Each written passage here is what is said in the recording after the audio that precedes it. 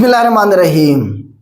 Bolivia से खबर आई है कि वहाँ पे आर्मी ने बोलीविया की जो गवर्नमेंट है उसका तख्ता उलटने की कोशिश की है, कू करने की कोशिश की है, जो कि नाकाम हुई है और उनका जो आर्मी चीफ था उसे अरेस्ट कर लिया गया है। बताया ये जा रहा है कि अमेरिका इसके पीछे है रिजीम चेंज करने के लिए। आपको पता है कि अमेरिका मशहूर है। तो बोलीविया में असल में लेड के ज़खायर मौजूद हैं। लेड आपको बताइए जो हमारी बैटरीज हैं इसमें यूज़ होता है। ये जो हमारी आज से अगर 5-7 साल पहले देखें तो मोबाइल की जो बैटरी थी उसकी टाइमिंग कम थी, अब इसे बढ़ाते जा रहे हैं। अब गाड़ियों में भी आपको पता है कि बैटरीज आ गई हैं। फ्यूचर में कह रहे हैं कि इस तरह की बैटरीज आ जाएंगी जो वन टाइम चार्ज होंगी, एक दफ़ा चार्ज होंगी, सारी ज़िंदगी के लिए आपको जो गाड़ी है वो चलती रहेगी, वो बंद नहीं होगी। तो लेड एक कीमती धात है और साउथ अमेरिका में और बोलीविया में बड़ी तादाद में ये मौजूद है। अमेरिका वहाँ से निकाल रहा है या निकालने की कोशिश कर रहा है। तो वहाँ पे जो गवर्नमेंट है इस वक्त जो बैठी हुई है वो रशिया के साथ है, या अमेरिका को वो रिसोर्सेज जो है वहाँ से वो निकालने नहीं दे रही हैं। पिछले दिनों इनका जो प्रेसिडेंट है लुइस, इसने विजिट भी किया था मॉस्को में, रशिया में। तो उसके बाद ये जैसे ही वापस आया है, कहा यह जा रहा है कि असल में अमेरिका ने इसे जो है ना उनकी गवर्नमेंट को गिराने की कोशिश की है। और आर्मी चीफ साहब जो थे उन्होंने जो है ना टैंक भेजे हैं, कुछ ब्रिगेड भेजे, कुछ फौजी गए हैं, जो गवर्नमेंट का ऑफिसेज थे उन पे कब्जा करने की कोशिश की, 1-2 दरवाजे तोड़ के भी घुसे हैं।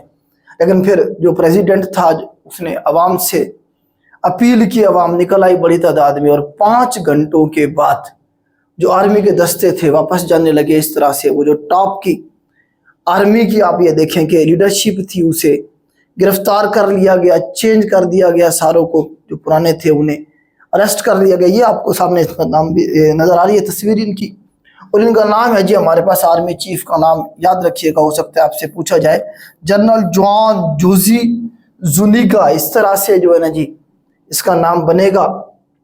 उसके बाद प्रेसिडेंट का भी याद रखिएगा जी, प्रेसिडेंट कौन है इस वक्त, लुइस हैं, लुइस आर्क बनेंगे ये। तो ये प्रेसिडेंट थे बोलीविया के, इस वक्त मौजूद हैं। अब थोड़ा सा बोलीविया की बात हुई है तो हम बोलीविया कंट्री के बारे में देखते हैं।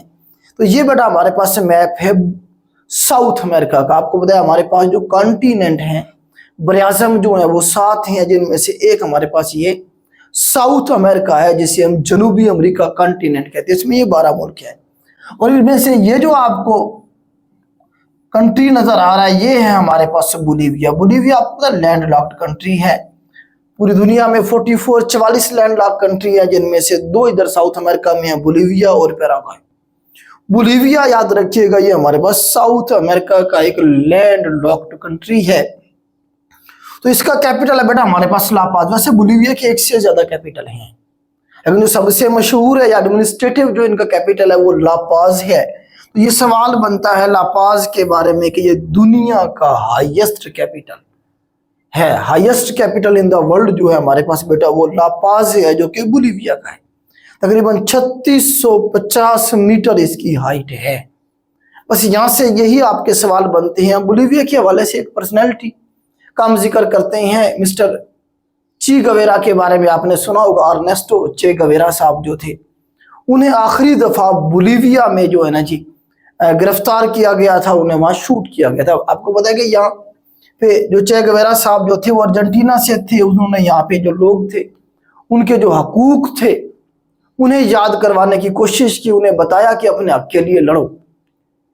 ये आप ये देखने के कैपिटलिज्म के खिलाफ उसकी जो जद्दोजहद थी, जो इनकलाब लाने की कोशिश की उसने, तो अमेरिका इसलिए उसके खिलाफ हो गया था। CIA क्या था उसका, आपको पता है कैपिटलिज्म को फॉलो करने वाले जो कंट्रीज हैं उसमें पहले नंबर पे जो है ना ये आप देखें कि वो अमेरिका है। तो अमेरिका ने क्या किया था जी, CIA ने उसे यहाँ बोलीविया में गिरफ्तार करके शूट डाउन कर दिया था। ये सवाल बना है कि जी मिस्टर चे गवेरा साहब को कहाँ पे कौन से मुल्क में शूट किया गया था, तो बोलीविया में शूट किया गया था। तो ये इस तरह से यहाँ से आपके 2-3 सवाल बन सकते थे जो आपके 1 पेपर में करंट अफेयर के हवाले से आपके सवाल बन सकते हैं या GK के हवाले से। उम्मीद करता हूँ ये आपको मैं क्लियर कर पाया हूँगा। आज के लिए इतना ही, अल्लाह हाफिज़।